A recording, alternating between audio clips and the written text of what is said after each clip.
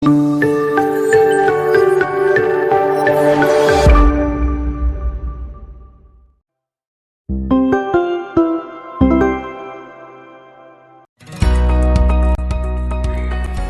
sahabat pendidik dimanapun berada, saya Adri Refki Fahmi, calon guru penggerak Angkatan 7 dari SD Negeri 084088 Kota Sibolga. Pada video kali ini saya akan memaparkan aksi nyata modul 1.4 tentang budaya positif yang sudah saya laksanakan di sekolah tempat saya bertugas.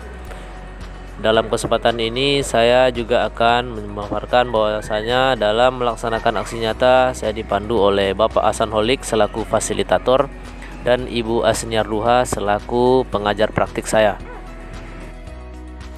Adapun latar belakang dari pelaksanaan aksi nyata ini adalah berangkat dari penerapan budaya positif di lingkungan sekolah yang belum terlaksana dengan baik oleh warga sekolah, terutama guru dalam menindaklanjuti berbagai pelanggaran aturan yang dilakukan murid. Sehingga dalam praktiknya di lapangan, setiap ada pelanggaran yang dilakukan murid, guru masih cenderung memberikan hukuman kepada muridnya. Tolok ukur dari aksi nyata ini, yang pertama, murid dapat berperan dalam merancang keyakinan kelas yang dipasang pada dinding kelas masing-masing. Yang kedua, murid dapat menaati keyakinan kelas yang sudah disepakati bersama, yang dibuktikan dengan menurunnya kasus pelanggaran aturan. Ketiga, seluruh warga kelas dan sekolah terbiasa menyelesaikan berbagai kasus pelanggaran aturan dengan langkah-langkah segitiga restitusi dan terdokumentasi. Dan berikutnya, terjadi perubahan tingkah laku ke arah yang sesuai dengan nilai-nilai karakter profil pelajar Pancasila dengan bukti keterlibatan murid secara aktif dalam pembelajaran. Lini masa tindakan yang dilakukan, yang pertama, saya meminta izin kepada atasan yaitu kepala sekolah terkait kegiatan aksi nyata yang akan dilaksanakan. Yang kedua, saya melakukan sosialisasi kepada seluruh warga sekolah, ya ini kepala sekolah, guru, tenaga pendidik, tenaga kependidikan, dan murid kelas 6 tentang budaya positif, langkah-langkah penerapan disiplin positif, dan pembuatan keyakinan kelas. Berikutnya, pengenalan budaya positif mulai dari lingkungan kelas dan membuat komitmen bersama. Dan terakhir, menerapkan pembiasaan budaya positif dan mengobservasi nilai-nilai karakter profil pelajar Pancasila yang sudah muncul saat penerapan budaya positif dilaksanakan, serta melakukan refleksi dan tindak lanjut untuk memperkuat aktualisasi budaya positif di sekolah.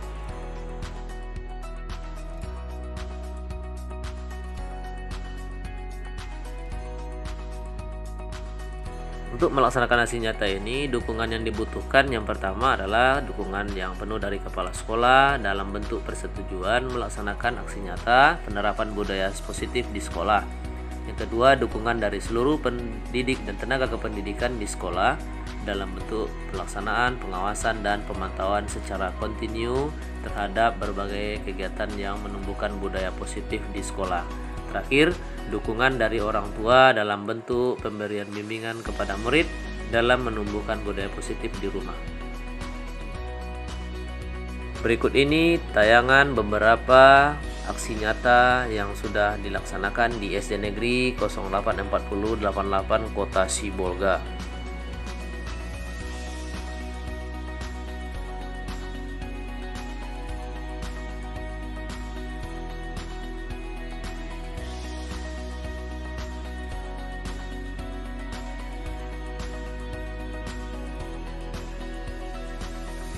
Ya, jadi nanti kita akan menentukan apa saja keyakinan kelas yang akan kita ikuti bersama. Jadi nanti anak-anak Bapak setelah ditulis ya dengan kalimat positif ya. Contoh, dilarang membuang sampah di kelas. Apa supaya menjadi kalimat positif dia? Membuang sampah. Nah, jadi seperti itu. Jadi kita buat apa kira-kira kesepakatan kelas yang akan kita jadikan nanti untuk direkap bersama. Oke, silakan ditulis. Jadi ditulisnya nanti di kertas yang sudah Bapak bagikan tadi. Nanti ditempel sama-sama, kita pilih mana 5 keyakinan kelas yang akan kita yakini atau akan kita laksanakan bersama. Nah, intinya apa, ingin kita semua ini terlibat dalam membuat keyakinan kelas.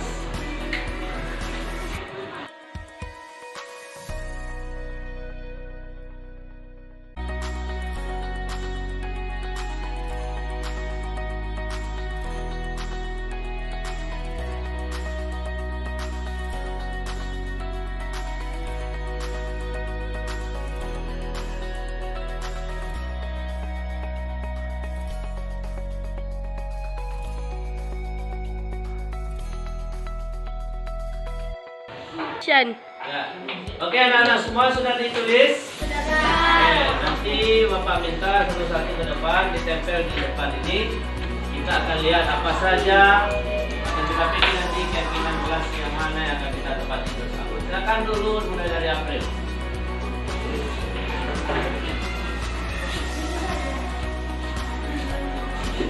Oke.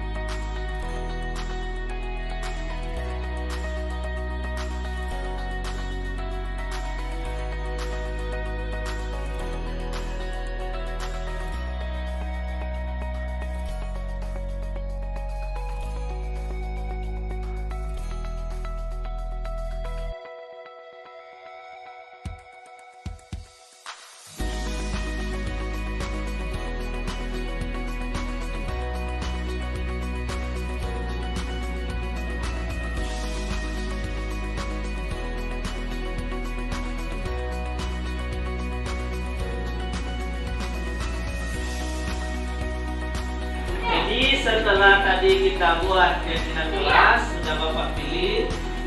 Nah, sekarang dari salah seorang bertanggung jawab terhadap kebersihan kelas. Setuju bersama? Setuju. Oke, yakin ya kita bisa menepati apa yang sudah kita yakini. Menjaga ini kita masukkan. Bertanggung jawab terhadap kebersihan kelas. Kira-kira membuang sampah pada tempatnya. Setuju. Setuju? Setuju. Oke, karena ada kesamaan tadi di sini, Bapak ambil salah satu ya. Oke, membuang sampah pada tempatnya. Ini harus kita yakini bersama. Lalu ada menjaga ketenangan dan ketertiban kelas. Ya. Setuju ini kita masukkan? Setuju. Setuju ya? Oke. Mengerjakan tugas tepat waktu, gimana? Setuju. Yakin? Yakin. Oke, harus tepati ya. Tugas tepat waktu. Satu lagi kita pilih. Ada di sini tidak bermain di kelas dan tidak, dua-duanya tidak bermain di kelas, dan satu lagi menjaga ketenangan. Kira-kira yang mana yang mau kita pilih? Tidak bermain di Tidak kelas. bermain di kelas kah atau menjaga ketenangan dan ketertiban? Menjaga ketenangan dan ketertiban. Nah, ada kalimat positif. Kalau tidak bermain nanti lebih ke peraturan. Kita mengambil keyakinan bersama, yaitu menjaga ketenangan dan ketertiban. Oke, sudah ada 5. Sekarang karena sudah Bapak pilih 5 dan kita yakini bersama, mari kita sepakati. Bapak bacakan lagi. Keyakinan kelas kita yang pertama, bertanggung jawab terhadap kebersihan kelas. Setuju? Setuju. Nah, membuang sampah pada tempatnya. Setuju. Oke. Menjaga ketenangan dan ketertiban kelas. Setuju. Setuju? Setuju. Kurang keras. Setuju semua ya? Setuju. Setuju lagi. Setuju Pak? Setuju. Oke. Mengerjakan tugas tepat waktu. Setuju. Yakin ya? Dan terakhir menjaga ketenangan. Nah, ini sudah Bapak pilih 5, sudah kita, mari kita sepakati atau kita yakini bersama. Dan besok pagi akan Bapak rekap atau Bapak tempelkan di dinding bagian tempat kesepakatan atau keyakinan kelas. Sudah disediakan di belakang. Jadi tolong disepakati bersama. Oke, beri tepuk tangan untuk kita semua. Sekarang mari kita kembali ke pelajaran kita. Ya. Berikut ini adalah tayangan penyebaran pemahaman tentang materi budaya positif kepada warga sekolah di SD Negeri 084088 Kota Sibolga.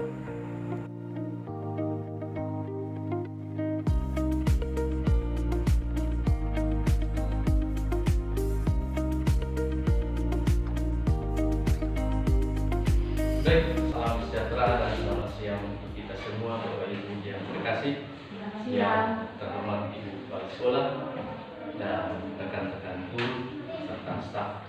Pada siang hari ini kita ada beberapa acara dalam rapat ini.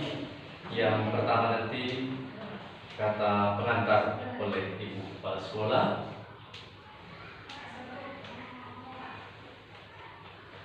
Lalu selanjutnya cara berbagi pemahaman tentang budaya positif di sekolah oleh Bapak Atri. Kepada Pak Atri kami persilakan. Izin Bu, dari kegiatan. Baik, Assalamualaikum warahmatullahi wabarakatuh. Selamat siang. Salam sejahtera bagi kita sekalian. Horas.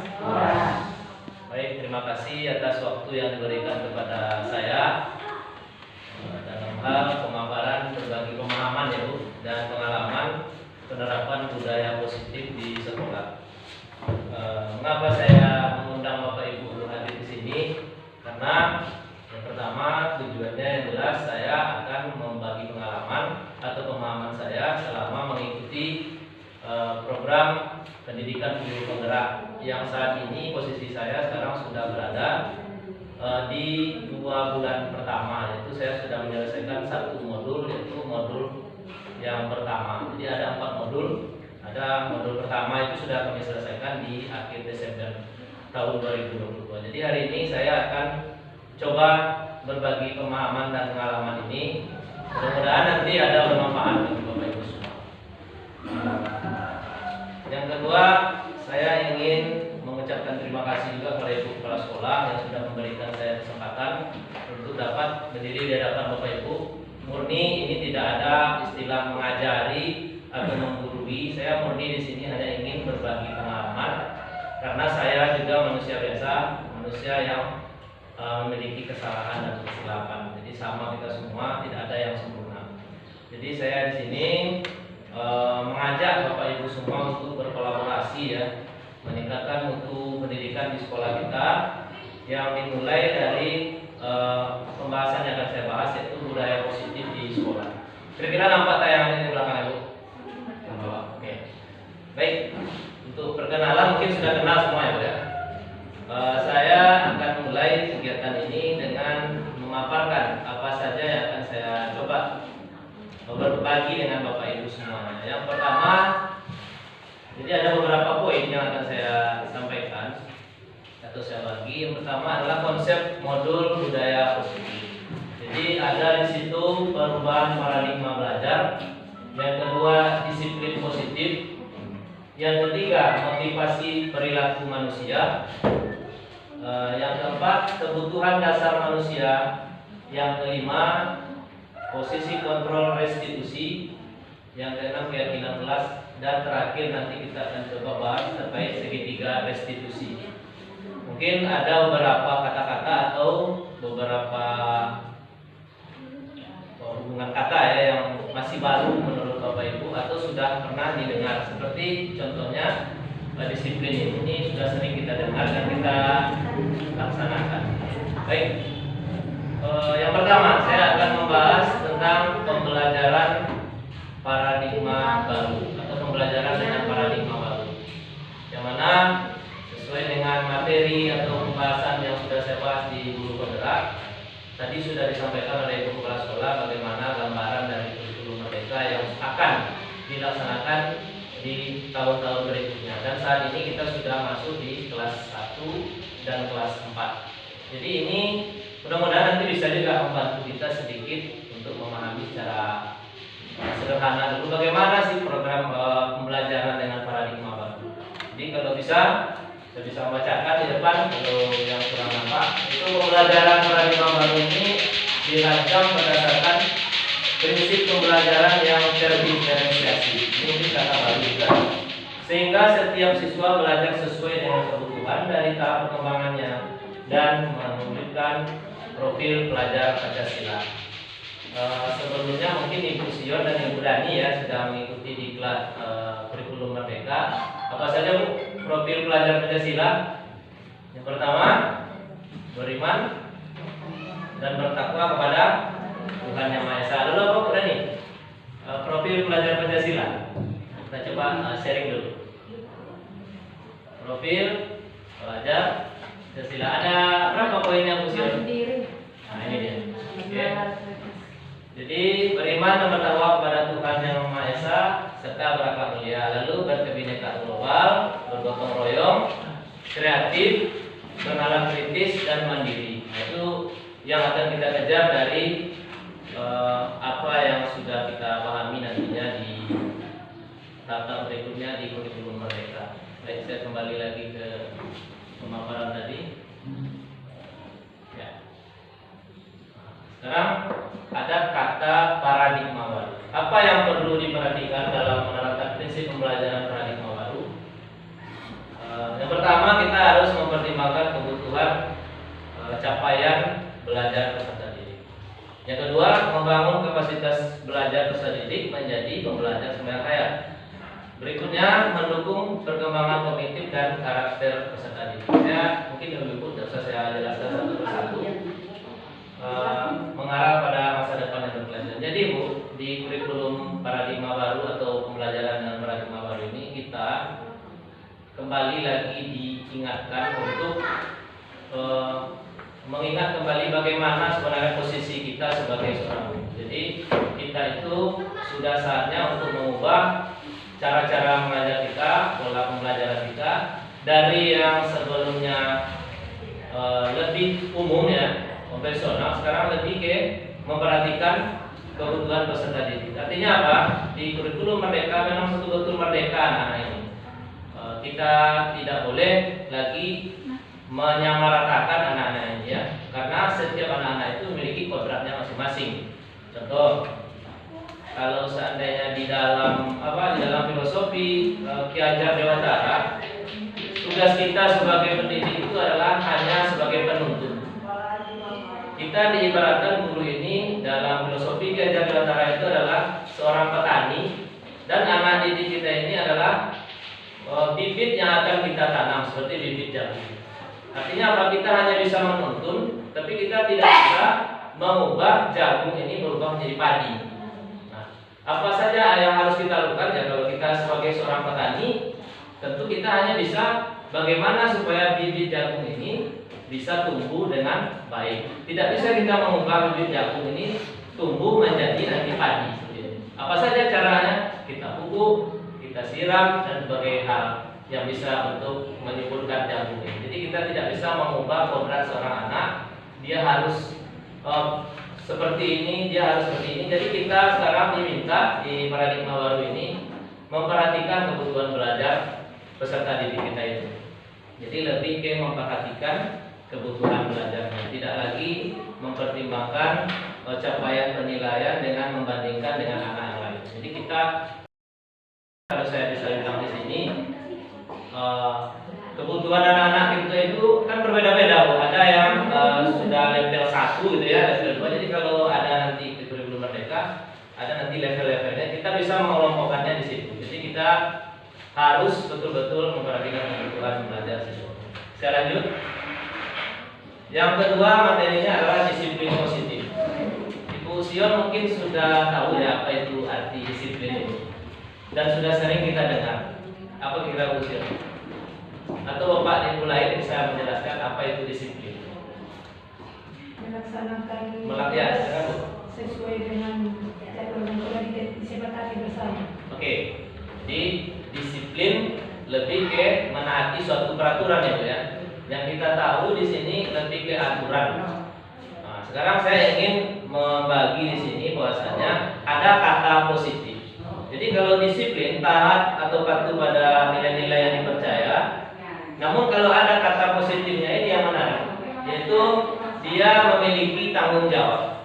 Ya, seperti anak-anak kita ini, kalau sudah kata-kata disiplin pasti berhubungan dengan ketidaknyamanan, terlambat, dihukum seperti itu ya. Lalu nanti kalau kita sebagai guru terlambat, takut mendapat istilahnya dari ibu kepala sekolah, ya, jadi dapat gambaran yang kurang bagus dari ibu kepala sekolah. Jadi ternyata disiplin positif itu harus datangnya dari diri kita sendiri. Termasuk anak-anak itu, dia yang sadar sendiri, bukan karena dia takut dihukum, takut dikurung di luar sana seperti yang sudah kita lakukan. Jadi disiplin positif lebih ke arah mengajak anak itu bertanggung jawab, dan disiplin itu muncul dari dalam dirinya sendiri. Dari itu disebut motivasi intrinsik dari diri sendiri, bukan karena motivasi ekstrinsik atau dari marahnya guru, dia takut didenda dan segala macam. Nah, bagaimana caranya nanti kita coba bahas. Jadi disiplin lahir dari dalam diri, bertujuan untuk menumbuhkan kesadaran. Disiplin yang mempelajari bagaimana cara kita mengontrol diri, nanti kita bahas juga kontrol diri, dan bagaimana menguasai diri. Berikutnya, menciptakan anak-anak yang memiliki disiplin dari diri sehingga mereka bisa berperilaku dengan mengacu pada nilai-nilai kebajikan universal. Seperti yang saya sampaikan tadi, motivasi intrinsik datang dari diri sendiri. Terima kasih Ibu Asifah atas responnya tadi. Kebutuhan dasar manusia. Saya ingin mengaitkan disiplin tadi dengan kebutuhan dasar manusia. Ini sudah saya bahas juga dengan asesor atau fasilitator saya. Jadi ternyata kebutuhan manusia itu ada 5 Bapak Ibu, yang sebenarnya ini sudah kita lakukan, tapi kita mungkin secara teoritisnya kita tidak tahu apa saja kebutuhan dasar manusia. Yang kita tahu hanya sandang, pangan, papan, gitu ya, pakaian, makanan, perumahan. Ternyata kita punya 5 kebutuhan dasar menurut William Blazer, yaitu psikiater dari Amerika, dan ini harus kita tahu sebagai guru. Apa saja itu? Yang pertama, kebutuhan bertahan hidup. Yang kedua, kebutuhan kasih sayang dan rasa diterima. Yang ketiga, kebutuhan penguasaan. Yang keempat, kebutuhan akan kebebasan. Dan yang kelima, kebutuhan akan kesenangan. Ini ada kata-kata mutiara dari Bapak William Blazer ini, psikiater dari Amerika ini, bahwasanya seluruh tindakan manusia memiliki tujuan tertentu, yaitu memenuhi kebutuhan hidupnya.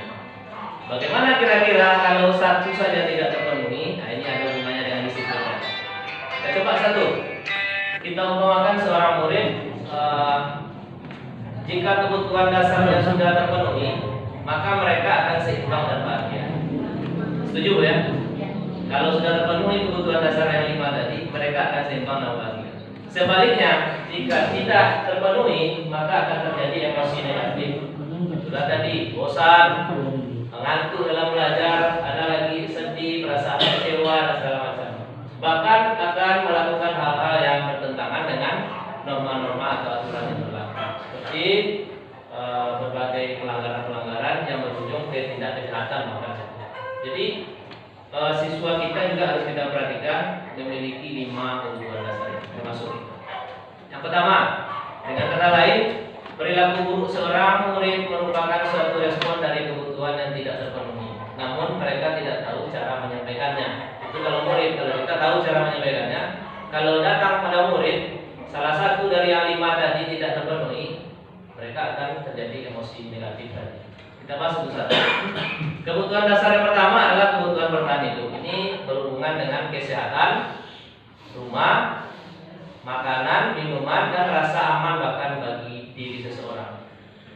Bagaimana mungkin kalau kita kaitkan dengan siswa kita, bagaimana mungkin siswa itu bisa belajar dengan baik, dengan bagus, sementara perutnya kosong di pagi hari?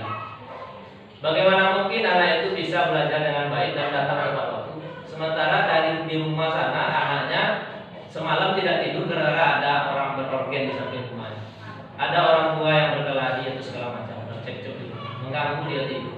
Sementara apa yang kita lakukan menerapkan disiplin, kita langsung menghukum anak itu tanpa bertanya dan menganalisis dulu apa masalahnya dia terlambat.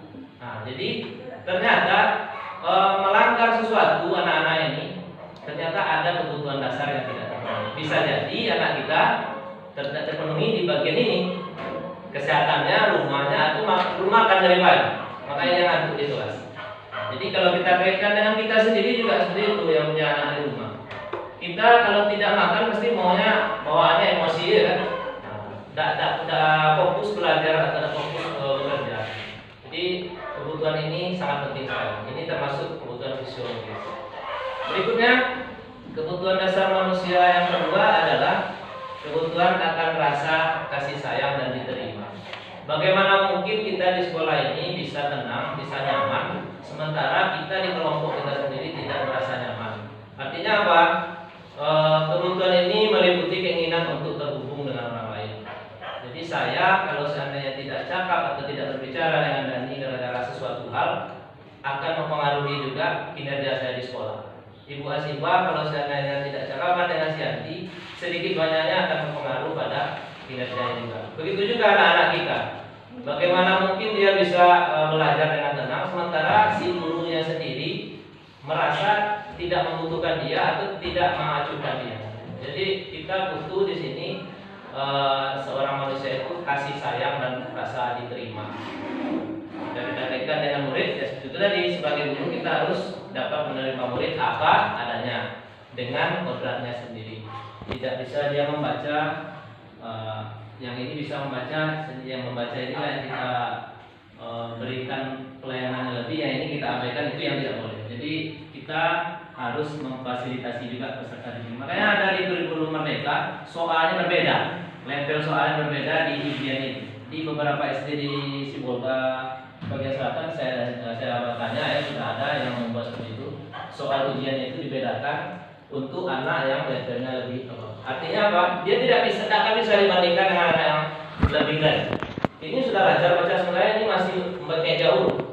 Apa soal kita kasih, tapi ini tidak terperhatikan. Jadi kita arahnya ke sana lebih memperhatikan kebutuhan belajar. Yang ketiga, kebutuhan akan kebebasan. Kita ini butuh kebebasan, tapi kebebasan bukan berarti melanggar semua aturan, tidak. Kebutuhan akan kemandirian, otonomi, dan memiliki pilihan. Ya. Ibu kepala sekolah pun sering memberikan pemahaman kepada kita.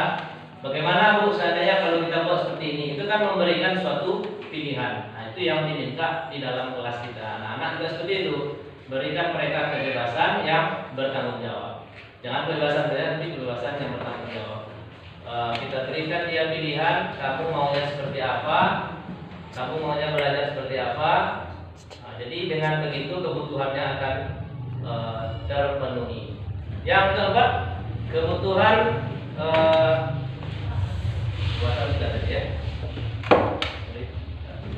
kebutuhan akan kesenangan. Ya, jangan sepelekan terkait kebutuhan senang dalam belajar. Apa yang bisa kita lakukan dalam belajar itu?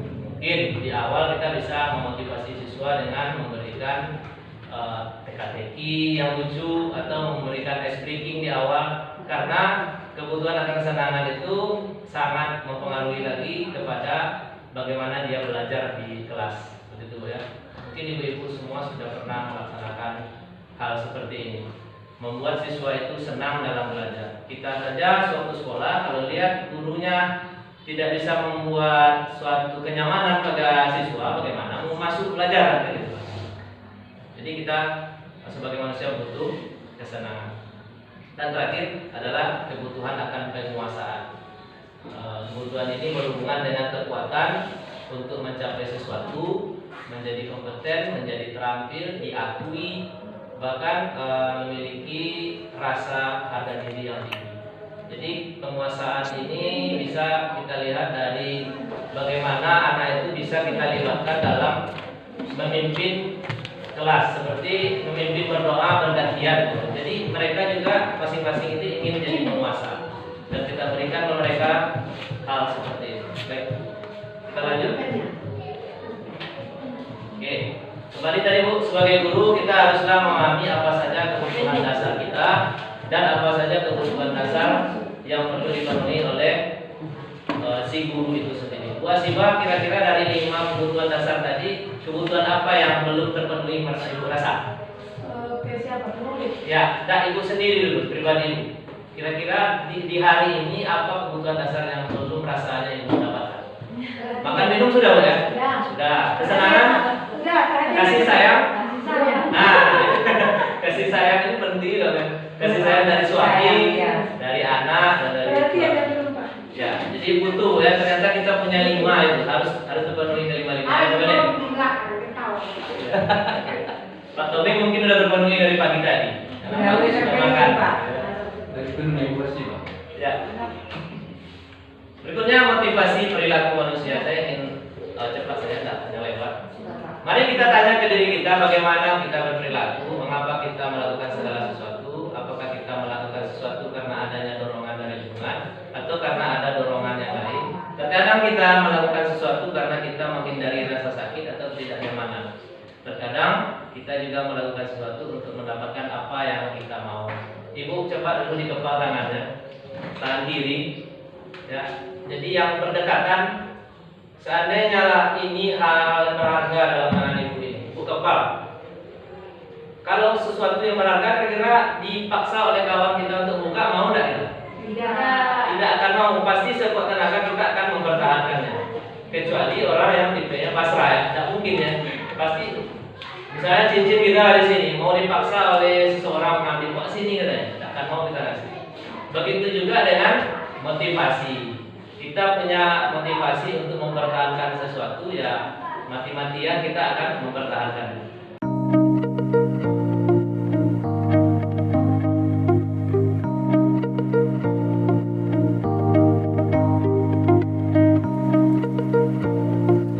Pakaiannya rapi hari ini, tidak banyak masalah. Bapak akan berikan hadiah. Ternyata itu juga tidak bagus atau masuk ke identitas gagal. Kita bisa lihat nanti dari sini ada pemahaman juga. Ini sebenarnya di sini ya Bu. Saya lagi. Ya nanti kita mulai. Nah, konsep disiplin dengan identitas sukses, konsekuensi dan restitusi. Kita lihat. Ya.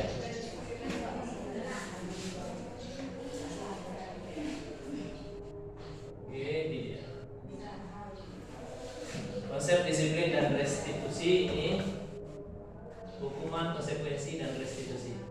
Mudah-mudahan nampak di belakang. Atau saya bacakan saja. Bacakan aja ya. Jadi kalau identitas gagal dihukum dari yang ya. Nah, ada hukuman. Ya. Kalau disiplin yang sukses itu, identitas sukses tadi, konsekuensi dan restitusi. Contoh, kalau hukuman sesuatu yang meyakinkan harus terjadi. Ya. Kalau konsekuensi sesuatu yang terjadi, restitusi merupakan pilihan. Berarti mereka memilih, kalau seandainya saya buat ini nanti saya sudah tahu konsekuensinya ini. Nah, dan apa yang harus kita perbuat dari supaya menghindari hukuman tadi ya, kita harus menerapkan disiplin dengan identitas sukses. Nanti saya share ini, sebenarnya ini mau saya fotokopi tapi tidak sempat tadi karena ini sudah sudah mepet waktunya dengan rapat tadi. Baik, nanti saya share ke masing-masing bagaimana sebenarnya disiplin ini. Jadi Pak, saya ingin minta persetujuan dari Bapak Ibu semua. Setuju anak-anak ini menerapkan disiplin positif? Setuju. Tanpa menghukum? Setuju. Tanpa memilih sampah? Setuju. Nah, bagaimana caranya ini? Restitusi adalah proses menciptakan kondisi bagi murid untuk memperbaiki kesalahannya sehingga mereka bisa kembali ke kelompok mereka dengan karakter yang lebih kuat. Itulah yang disebut dengan restitusi. Caranya nanti bisa saya sampaikan juga di sini. Jadi restitusi ini merupakan proses kita bekerja sama ya, berkolaborasi dengan si anak ini, mengajarkan murid untuk mencari solusi untuk masalah mereka dan membantu murid berpikir tentang orang seperti apa yang mereka inginkan, bagaimana mereka harus melakukan seseorang. Jadi kita lebih ke mengajak mereka berpikir dan berkolaborasi. Restitusi sebuah cara menanamkan disiplin positif pada murid. Melalui restitusi, ketika murid berbuat salah, guru akan menanggapi dengan cara yang memungkinkan murid untuk membuat evaluasi internal tentang apa yang dapat mereka lakukan untuk memperbaiki kesalahan dan mereka mendapatkan kembali harga dirinya. Kalau kita langsung marahi di lapangan, ada pepatah mengatakan jangan marahi anak di depan anak. Itu benar sekali adanya karena akan menjatuhkan mental mereka. Kita ajak dia ke suatu ruangan, ajak berdiskusi. Nanti saya contohkan caranya. Walaupun saya masih belajar untuk hal ini. Restitusi sebuah cara menanamkan disiplin positif pada murid. Jadi ciri-ciri restitusi yang membedakannya adalah restitusi ini bukan menebus kesalahan, namun untuk belajar dari kesalahan. Restitusi memperbaiki hubungan, restitusi tawaran bukan paksaan, diberikan mereka tawaran. Restitusi menuntut untuk melihat ke dalam diri, dan restitusi kebutuhan dasar yang mendasari tindakan. Ada 10 poin betul. Restitusi cara yang paling baik, restitusi fokus pada karakter bukan tindakan, restitusi menguatkan, restitusi fokus pada solusi, dan mengembalikan murid yang berbuat salah pada kelompoknya dengan karakter yang lebih kuat. Itulah restitusi. Oke, ada 5 posisi kontrol seorang guru. Kita masuk ke yang mana? Saya ingin mengajak kita sama-sama berpikir. 5 posisi kontrol itu ada. Yang pertama adalah guru penghukum. Yang kedua, guru pembuat merasa bersalah. Yang ketiga, guru sebagai teman. Yang keempat, guru sebagai pemantau. Yang kelima, guru sebagai manajer. Ada 5 posisi kontrol yang ada pada diri kita. Kita masuk ke mana? Kita cek satu-satu. Bagaimana kira-kira dengan guru penghukum? Kita lihat ya. Sebentar. Ya, kira-kira kita lihat nanti mana yang lebih bagus. 5 posisi kontrol ini ada contohnya langsung dengan kalimat yang keluar dari seorang guru yang ada tersebut. Kita lihat yang penghukum. Nampak? Oke, saya bacakan saja. Posisi kontrol guru seorang penghukum. Jadi seorang guru penghukum bisa menggunakan hukuman fisik maupun verbal. Ya.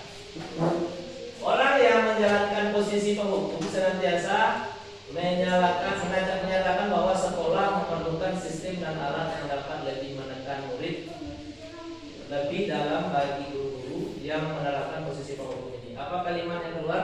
Kita lihat ya. Contoh posisi penghukum. Patuhi saja saya, atau awas. Posisi penghukum. Ada kalimat lain. Kamu selalu saja salah. Itu posisi penghukum. Ada lagi. Kamu pasti selalu jadi orang yang terakhir di sini masuk ke kelas. Itu adalah posisi kontrol seorang penghukum. Nah, penghukum nada suara tinggi, bahasa tubuhnya melotot matanya, menunjuk-nunjuk dan menghardi anak. Terlambat lagi, pasti terlambat lagi. Selalu datang terlambat. Kapan bisa datang tepat waktu? Itulah guru penghukum. Apa hasilnya nanti? Ya, ini hasilnya. Ini bisa dibaca di sana. Hasil dari guru penghukum adalah kemungkinan murid marah dan dendam atau bersifat agresif. Kembali lagi ke rasa kasih sayang yang tidak dapat tadi. Kebutuhannya salah satu kasih sayang. Bagaimana kita menuntut murid bisa belajar dengan bagus? Kebutuhan kasih sayang tidak didapatnya. Oke. Murid tersebut akan mencoret-coret bukunya, bisa jadi ya contoh, atau meja tulisnya. Lebih buruk lagi, sepulang sekolah murid melihat motor atau mobil bapak ibu gurunya akan menggores dengan paku, bahkan akan menusuk bannya dengan paku. Itu yang terjadi. Artinya apa? Dendam yang ada dalam diri. Kira-kira kita setuju ingin menjadi guru ini? Tidak. Berarti ini level paling bawah. Jadi kalau ada yang kita lihat level yang lebih tinggi dari itu. Yang kedua adalah guru membuat merasa bersalah. Ini posisi kontrol ini adalah biasanya guru akan bersuara lebih lembut. Pembuat merasa bersalah akan menggunakan keheningan yang membuat orang lain merasa tidak nyaman. Ya, merasa tidak nyaman orang lain ini. Dan rendah diri. Kata-kata yang keluar dengan lembut akan seperti ini. Maaf kalau kurang pas. Ibu sangat kecewa sekali dengan kamu. Berapa kali Bapak harus memberitahu kamu ya nak? Gimana coba? kalau orang tua kamu tahu begitu kamu berbuat. Jadi ternyata guru pembuat merasa bersalah ini menggunakan nada memelas, halus, sedih, bahasanya merapat pada anak. Hasilnya apa? Ternyata hasilnya juga kurang bagus. Ini. Murid akan merasa bersalah. Yang pertama, bersalah setelah mengecewakan ibu atau bapak gurunya. Murid akan merasa menjadi orang yang gagal dan tidak sanggup membahagiakan orang lain.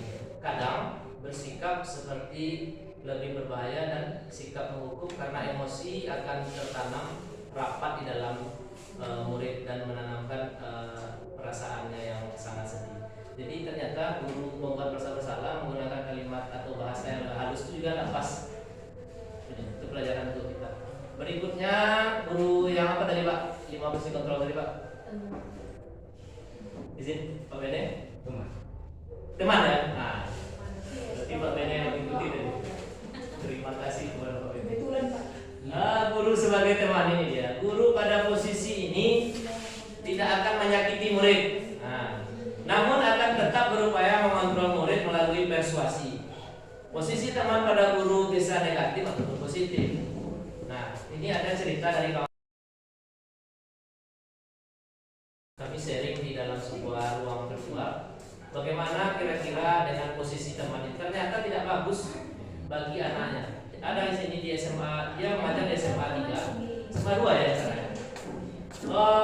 Dia merangkul anak-anak ini. Anak-anak itu senang memang dengan dia. Selalu di hari-hari guru dibawakan hadiah. Sementara ada dampak buruknya apa itu? Guru yang lain tidak dianggap teman oleh siswa ini, kasarnya seperti itu. Artinya apa? Dia hanya fokus ke satu guru itu saja. Senangnya hanya dengan guru. Jadi sampailah kata membanding-bandingkan ya. Ya kata si Farel ya banding-banding dia ya. Dibanding-bandingkan. Oh sama bapak ini lebih enak. Guru ibu itu malas saya pendiam, guru itu malas saya ini. Artinya apa? Guru yang bertindak sebagai teman ini juga tidak bagus. Untuk apa kalimat yang keluar? Ayo bantulah demi bapak ya. Ayo ingat tidak bantuan bapak semalam ini? Ya sudah, kali ini tidak apa-apa kalau salah. Itu kan menganggap anak ini sebagai temannya. Nah nanti ibu bereskan, bahkan begitu. Anaknya sudah menghancurkan buku. Ya sudah, tidak apa-apa, biarlah situ nanti ibu yang membereskan. Itu sebagai teman, jangan seperti itu. Ayo. Hal negatifnya apa Bu? Kira-kira?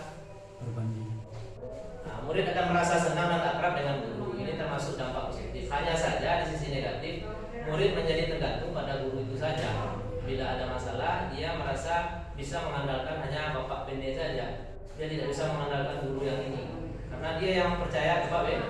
Pak Bende seperti itu. Jadi tidak bagus. Lanjut, ada sisi negatifnya ya, bukan tidak bagus ya, ada sisi negatif. Yang keempat, guru sebagai pemantau. Jadi guru memantau ini adalah mengawasi. Dia bilangnya kalau ada anak salah gini, apa peraturannya? Lalu apa contoh lain? Apa yang telah kamu lakukan? Sanksi atau konsekuensinya apa? Dia bertanya ke siswa ini. Ini setingkat lebih bagus dibanding yang terakhir. Ya. Contoh, si guru dan Adi saya bacakan. Ini guru yang ngomong. Adi, tahukah kamu jam berapa kita mulai? Maksudnya masuk sekolah ya. Apa jawaban saya? Tahu Pak. Kamu terlambat 15 menit. Apakah kamu sudah mengerti konsekuensi yang harus dilakukan bila terlambat? Paham Pak. Saya harus tinggal kelas pada jam istirahat nanti dan mengerjakan tugas yang ketinggalan. Ya benar kata gurunya. Nanti pada saat jam istirahat kamu harus tinggal di kelas untuk menyelesaikan tugas yang tertinggal. Bagaimana perasaan murid diperlakukan seperti ini? Hasilnya adalah murid memahami konsekuensi yang harus dijalankan karena telah melanggar salah satu peraturan sekolah. Guru tidak menunjukkan suatu emosi yang berlebihan, menjadi marah atau berbuat merasa bersalah. Namun guru tetap harus memantau murid pada saat mengerjakan tugas. Artinya apa? Kita kerja lagi, mampu lagi dia kerja. Sementara kerja kita bertumpuk. Gitu. Jadi guru sebagai apa tadi Bu Dani memantau ya. Nah, dan terakhir adalah guru sebagai manajer. Nah inilah yang diminta. Mohon izin Pak masih jalan video Pak ya. Posisi sebagai manajer adalah posisi di mana guru berbuat sesuatu bersama dengan muridnya. Mempersilahkan muridnya bertanggung jawab melakukan sesuatu, mendukung muridnya agar menemukan solusi permasalahan, dan seorang manajer telah memilih keterampilan posisi teman atau pemantau. Apakah kamu meyakininya? Apa yang kita yakini? Jadi kita di kelas itu diminta nanti materi berikutnya ya, membuat sebuah keyakinan kelas. Kenapa tidak peraturan kelas? Sekarang sudah tidak boleh lagi kita menggunakan kata peraturan kelas.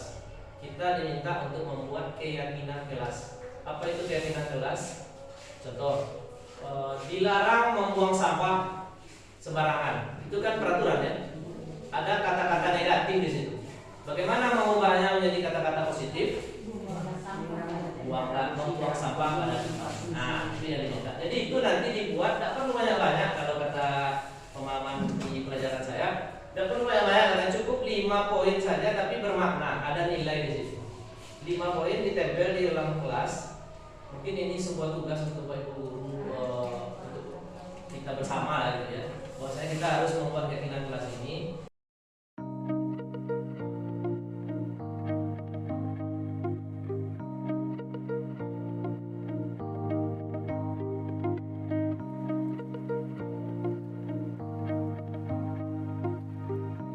Tulis di situ agak 3 atau 5 poin saja keyakinan kelas dulu. Bagaimana cara buat nanti saya bagi keyakinan kelas yang dibuat bersama anak-anak. Jadi kita ajak anak-anak itu, caranya adalah kita bagikan sebuah kertas yang bisa namanya kertas post-it atau post-it. Bisa ditempel peta-peta kecil yang diklat biasanya tahu ya, ditempel nanti. Jadi dikasih anak itu satu-satu, mereka lah yang membuat keyakinan kelas mereka, lalu kita kumpul dan kita rekap, diambil agak 3 atau 5 poin saja. Baik, jadi guru sebagai manajer, ini kalimatnya, apa yang kita yakini atau keyakinan kelas? Apakah kamu meyakininya? Jika kamu meyakininya, apakah kamu bersedia memperbaikinya?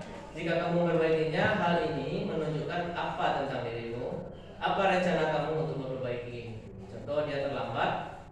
Nanti ada video mungkin saya tayangkan sambil makan apa gitu. Manajer ya. Jadi guru, Adi, apakah kamu mengetahui jam berapa sekolah dimulai? Kata Pak Guru. Tahu Pak, jam 7.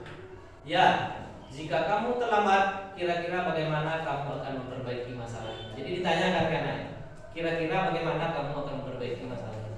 Adi menjawab, saya bisa menanyakan teman saya Pak untuk mengejar tugas yang tertinggal. Baik, kata gurunya. Itu bisa dilakukan. Apakah besok akan ada masalah untuk kamu agar bisa hadir tepat waktu ke sekolah?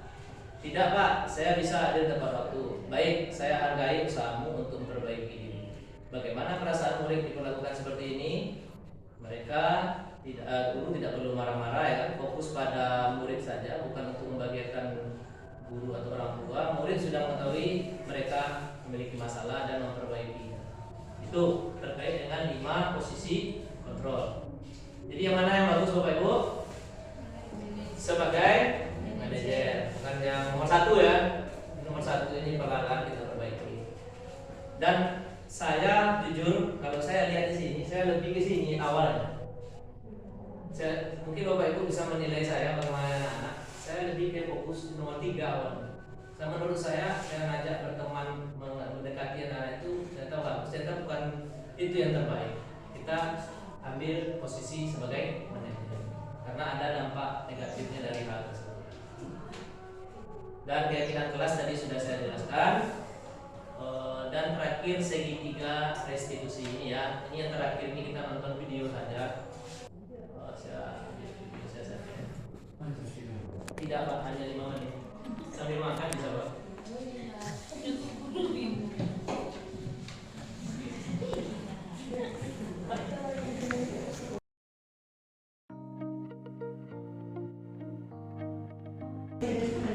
Ada namanya segitiga restitusi.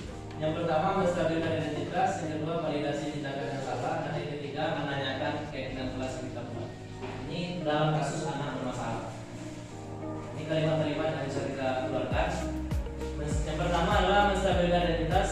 Kita mengeluarkan kalimat ini. Setiap orang pasti pernah melakukan kesalahan.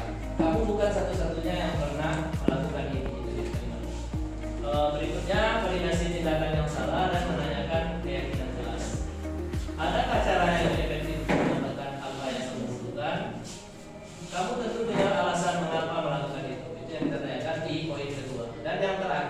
menanyakan keyakinan kelas yang kita sepakati bersama tadi.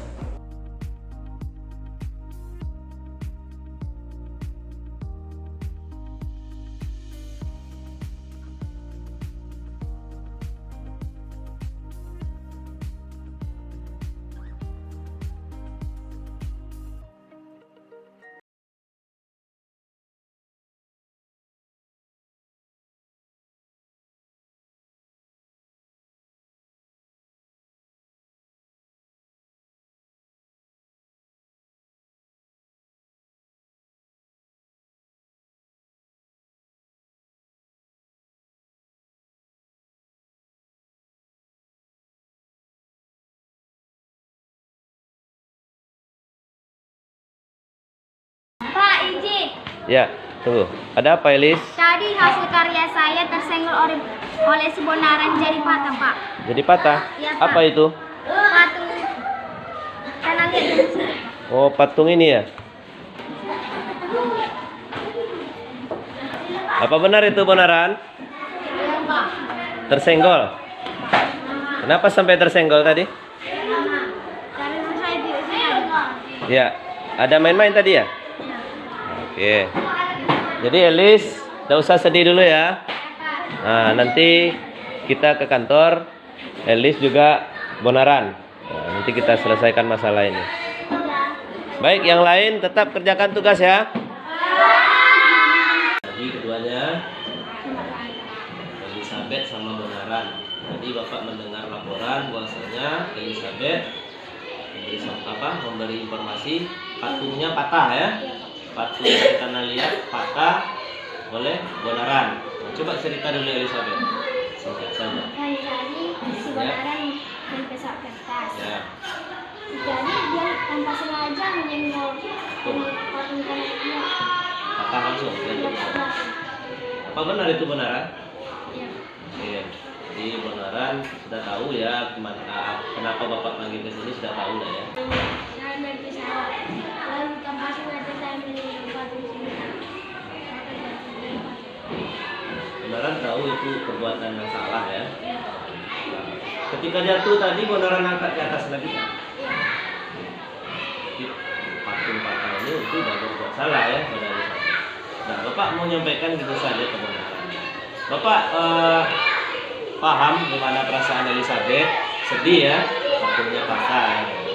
Bapak pun kalau di posisi Elizabeth juga seperti itu, pasti akan sedih dan mungkin sedikit kesal ya, tapi tidak sempat terlalu kesal. Kebenaran juga seperti itu. Bapak ingin menyampaikan di sini bahwa berbuat salah itu adalah hal manusiawi, ya? Karena setiap orang itu pernah berbuat salah dia. Siapapun pernah berbuat salah, termasuk orang tua kita juga. Bapak sendiri juga pernah berbuat salah. Jadi benaran tidaklah satu-satunya yang pernah berbuat salah. Sekarang Bapak sudah tahu bagaimana masalahnya. Jadi benaran juga sudah tahu bahwasanya ini perbuatannya salah. Ya, baik. Sekarang coba dulu benaran pasti punya alasan mengapa sampai mematahkan patung ini dan bermain pesawat terbang. Apa alasannya? Bermain pesawat di kelas itu. Karena apa? Bosan. Sampai bosan. Emangnya tidak cukup main di rumah? Cukup ya. Oh, berarti benaran bosan karena menunggu bapak ibu guru tadi main terus. Apakah ini sering dilakukan? Ya, jadi pergantian jam langsung main pesawat tadi. Kejar ini tidak sengaja patah. Jadi benaran bosan main menunggu guru main pesawat. Adakah cara yang lebih efektif bagi benaran untuk mendapatkan apa yang benaran butuhkan? Seharusnya bagaimana gitu? Sambil menunggu guru, kita harusnya apakah bermain pesawat atau ada mungkin menurut benaran hal lain yang bisa dilakukan? Kira-kira? Membaca? Ya. Harusnya tadi benaran membaca buku ya. Jadi perbuatan main pesawat itu tidak benar. Harusnya menunggu guru Sambil baca buku ya, pas ya. Elis mungkin setuju juga ya Elis ya. Nah, sambil menunggu ibu bahasa Inggris masuk tadi harusnya buku dulu. Karena sudah. Jadi Bonaran punya alasan mengapa melakukan ini karena bosan ya. Oke, terima. Sekarang Bapak tidak ingin mencari siapa yang benar, siapa yang salah. Bapak hanya ingin mencari solusi dari permasalahan ini. Nah, sekarang Bapak ingatkan, kira-kira ada nggak keyakinan kelas kita di kelas kita? Ada. Salah satunya apa tadi? Tidak bermain di kelas. Oke, tidak bermain di kelas. Jadi keyakinan kelas kita sudah ada ya. Itu kita sepakati ya, Lis ya. Iya, Pak. Nah, kita sepakati bersama, kita bersama tidak boleh bermain di kelas. Nah, sementara ini sudah terjadi. Kedepannya Bonaran ingin seperti apa? Enggak? Apakah ingin tetap main lagi atau bagaimana sih? Tidak main lagi. Jadi Bonaran ingin berubah. Nah, cuman nasi sudah jadi bubur, patung sudah patah dan tidak bisa kembali seperti semula sepertinya ya karena udah keras. Sekarang patung Elizabeth sudah patah, sudah terlanjur patah. Jadi Bapak mau nanya ke Elizabeth apa yang bisa kita perbaiki dari hal ini? Yang seperti semula. Elizabeth ingin patungnya seperti ini lagi. Oke. Gimana Bonaran? Setuju? Bagaimana? Apakah kamu bisa membuatnya? Tidak bisa. Nah, jadi membawa tanahnya bisa nggak kira-kira? Bonaran tidak bisa membuatnya. Sementara Elizabeth ingin patungnya kembali seperti semula. Bentar ya. Atau begini saja. Bagaimana kalau Bonaran bawa tanahnya besok dibuat patungnya, tapi dibantu oleh Elizabeth? Kira-kira bagaimana? Setuju nggak Bonaran? Setuju. Bonaran bisa belajar ke Elizabeth. Tapi Pak tanya dulu, Elizabethnya bersedia tidak membantu Bonaran membuat patung ini lagi? Seperti itu. Bersedia, Pak. Bersedia? Oke. Berarti setuju ya Bonaran ya? Bonaran buatkan kembali patung seperti semula sambil belajar dipandu oleh Elizabeth. Nah, jadi Elizabeth nanti hasilnya patung dikasih ke Elizabeth, Bonaran bisa mendapatkan keterampilan Mbak. Nah, ini yang Bapak suka ya. Jadi tidak ada masalah. Patungnya boleh nanti kita buat lagi. Bapak pun ingin belajar sama Elizabeth ini, ya kan? Nah, Elizabeth dosa sedih. Bapak ingin belajar ya. Kalau ada tanah yang lebih nanti Pak coba juga buat patung seperti ini. Karena Bapak lihat ini unik juga patungnya. Oke, jadi sudah selesai ya. Besok dibawa tanah liatnya, Bonaran belajar dengan Elis. Tapi setuju ya Bonaran ya? Elis bantu Bonaran, Bapak juga. Nah, kedepannya Bapak ingin kalian itu tetap disiplin dan tidak ada lagi ya kejadian seperti ini. Ikuti keyakinan kelas ini. Salah satunya apa tadi Elis? Tidak bermain. Tidak bermain di kelas. Bonaran? Tidak bermain? Oke, jadi demikian mungkin yang bisa kita selesaikan. Solusinya sudah selesai ya. Nah, kedepannya Bapak berharap bisa lebih baik lagi agar kalian bisa menjadi anak-anak yang sukses dan anak-anak yang disiplin di kemudian hari. Oke, nah Elis silakan salaman dengan Bonaran. Patungnya besok kita perbaiki.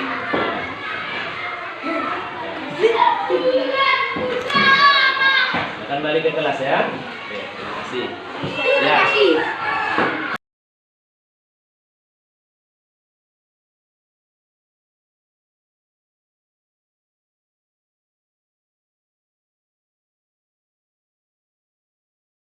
Oke, nah silakan apa tadi? Rangkaian ada dua, rangkaian apa? Seri kan? Oke, beri tepuk tangan dulu. Kayaknya ada kamu. Oh, ini. Apa ini? Lambat.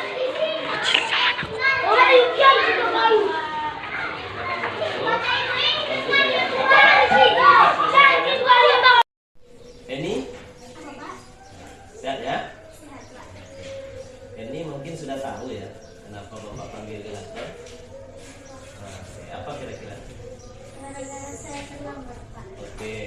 terlambat ke sekolahnya. Perbuatan Henny tadi terlambat datang ke sekolah sudah bagaimana kira-kira? Sesuai itu sudah melanggar? Sudah melanggar. Melanggar, berarti melanggar apa? Sikap? Melanggar sikap dan Disiplin ya. Oke, disiplin. Jadi Bapak kalau di posisi Pak, saya yakin Bapak terasa sekali bagaimana perasaan Henny, bahwasanya ketika kita terlambat itu pasti kita agak was-was ya, jadi agak hati-hati gitu ya. Tapi Bapak sebagai orang sikap manusiawi manusia ya, setiap orang itu pernah berbuat salah, itu manusiawi ya kan, terlambat datang itu manusiawi. Bapak juga dulu waktu SD pernah juga terlambat beberapa kali. Nah, tapi sekarang Bapak tidak ingin mempermasalahkan kenapa bisa kenapa Henny terlambat, tapi kita ingin memperbaiki apa yang sudah terjadi. Nah, kita cari solusinya. Henny terlambat tadi tentu Henny punya alasan kan. Alasannya kenapa saya bisa terlambat. Coba dulu bisa ditahu Pak Muda. semalam ada game baru kan Pak. Apa? Ada game? Iya, game baru di Game di HP. Oke, terus? Jadi saya main dengan handphone saya ke dari game itu Pak. Nah, Jadi saya lama kali mainnya. mainnya, Pak. Oke, jadi pas lihat waktu. Saya lihat waktu jam udah jam 10 malam. Berarti gara main HP ya? Asik berarti mainnya ya? Bapak juga suka main-main HP, main game itu. Tapi masalahnya sekarang ini jadi terlambat tidur ya. Nah, berarti itu alasannya jadi terlambat bangun dan terlambat datang ke sekolah. Oke. Nah, ini jadi sudah Pak udah tahu ini ternyata terlambat datang gara-gara main handphone. Kira-kira itu perbuatan yang sudah sesuai atau bagaimana? Belum selesai. Tidak bagus ya. Ini mengakui tidak bagus ya. Sekarang kita sudah tahu penyebabnya ini main HP terlalu malam. Sekarang bagaimana ini memperbaiki masalah ini agar tidak jadi lagi ke depannya terlambat datang ke sekolah. Saya harus tidur jam 8 malam. Oke, satu harus tidur jam 8 malam. Terus Tidak main HP malam-malam. bukan dilarang ya, main HP-nya boleh tapi tidak sampai larut mak. Nah, oke, nanti tahu waktu. Lalu apa lagi supaya tidak terlambat lagi besok ke depannya. Saya akan tidak mengulangi lagi seperti itu. Oke, pasti kejadian ini tidak akan berulang lagi gitu ya. Sekarang kita sudah tahu penyebabnya ini main HP terlalu malam. Kira-kira terlambat datang ke sekolah tadi sudah sesuai tidak dengan keyakinan kelas kita? Masalah sikap disiplin tadi ya, jadi melanggar keyakinan kelas kita. Nah, sekarang Bapak ingin mendengar kira-kira keyakinan kelas kita itu ada berapa? Kesepakatannya waktu itu. Ada tuh. Oke, dan itu sudah kita buat bersama-sama kan? Kita setujui, berarti kalau sudah kita setujui bersama harus kita patuhi ya, termasuk Bapak. Bapak kan seperti itu juga, minta izin dulu gitu ya kalau ada keperluan. Nah, kita sudah tahu bahwasanya ini sudah tidak sesuai dengan keyakinan kelas kita. Pasti kejadian ini tidak akan berulang lagi gitu ya. Jadi berjanji ya, karena ini sudah mengakui kesalahan, sudah ingin berjanji juga sama Bapak akan mematuhi keyakinan kelas kita yang kita buat. Jadi untuk kali ini Bapak makan, tapi Bapak berharap kedepannya jangan ulang lagi ya terlambatnya ya. Karena kalau terlambat tentu tidak mencerminkan anak yang disiplin. Baik dari kedepannya Bapak memanggil ini ke sini supaya ada perbaikan ke depan. Bukan ingin mencari tadi, bukan ingin mencari yang benar dan salah kan? Supaya ini bisa menjadi anak yang baik, anak yang sukses di depan ke depannya nanti, dan bisa membanggakan orang tua, ya kan? Mungkin itu saja, karena ini sudah mulai kesalahan. Ke depannya Bapak berharap ini menjadi anak yang sukses dan bisa datang lebih awal lagi ya. Oke. Jangan sedih, coba senyum dulu. Nah, ya. Tidak marah di sini, Pak hanya menanya saja. Oke, terima Demikian mungkin ini bisa kembali lagi ke kelas belajar sama ibu bahasa Inggris. Kan belajar nanti dan tidak terlambat lagi. Oke? Oke, jangan sedih. Apa-apa, Bapak manggil hanya untuk belajar saja ya. Baik, mungkin itu dulu. Silakan balik ke kelas dan tetap semangat belajar. Silakan balik ke kelas.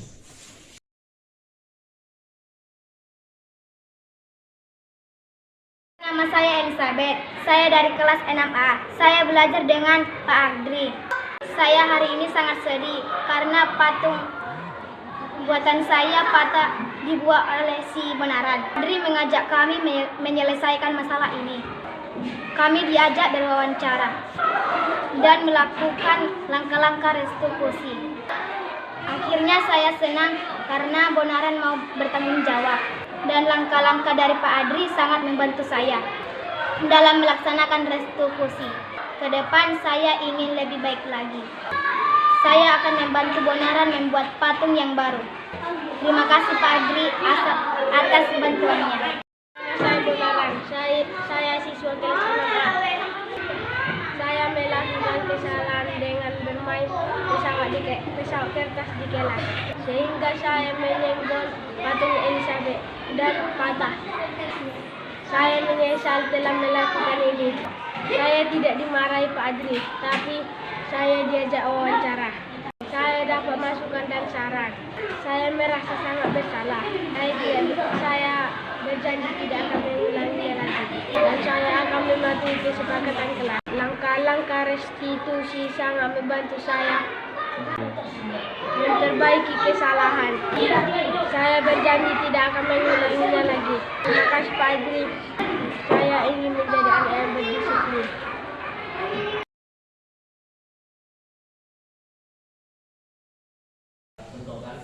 Jadi begitulah kira-kira gambaran dari penyelesaian segitiga restitusi ketika murid memiliki masalah. Jadi langsung kita panggil.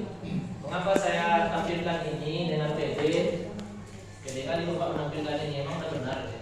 Saya berani menampilkan ini karena ini tugas saya sewaktu saya mengikuti modul ini, dan dulu dari saya pemaparan atau penyebaran informasi, berbagi pengalaman, berbagi ilmu. Mudah-mudahan apa yang saya berikan tadi sedikit banyaknya membuat suatu pemahaman baru pada kita. Dan mohon maaf, saya bukan menggurui, saya bukan makhluk yang sempurna, tapi perlahan-lahan saya lihat saya sangat semangat ketika ibu kepala sekolah buat peraturan itu, walaupun saya berat benar ya, jujur.